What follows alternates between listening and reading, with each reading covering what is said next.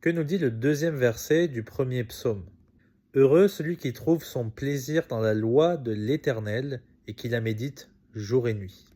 La loi de l'Éternel, ça ne fait pas forcément référence qu'aux 613 lois de la Torah, ça fait surtout référence à la Torah de manière générale, puisque le psalmiste, il n'avait pas les 66 livres quand il a écrit cela.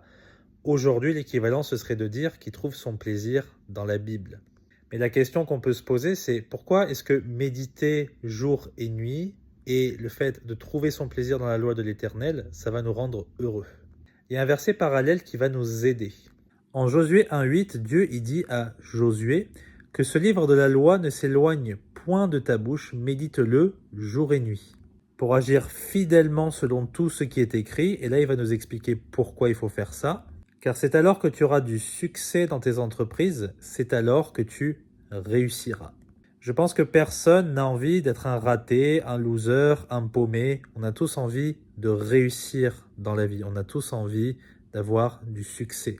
Mais quel est le rapport entre lire et méditer la Bible et avoir du succès?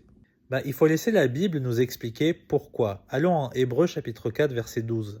Car la parole de Dieu est vivante et efficace, plus tranchante qu'une épée à double tranchant, pénétrante jusqu'à partager âme et esprit, jointure et moelle.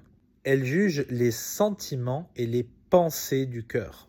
La Bible, elle est tellement puissante qu'elle est capable, en gros, de discerner toutes les pensées du cœur de l'homme. Il n'y a rien qui échappe à la pensée de Dieu révélée dans sa parole. Et si on médite cette parole qui est pénétrante, eh bien, on va plus en connaître sur notre condition humaine.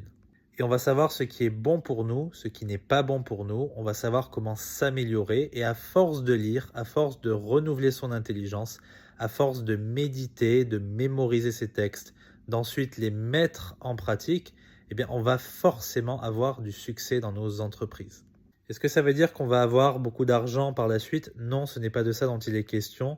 Il est question d'avoir du succès dans tous les domaines de notre vie, avec notre famille, dans notre église, au travail, etc. Et c'est ce qui compte. On veut servir le Seigneur dans tous les domaines de notre vie. Que Dieu vous bénisse.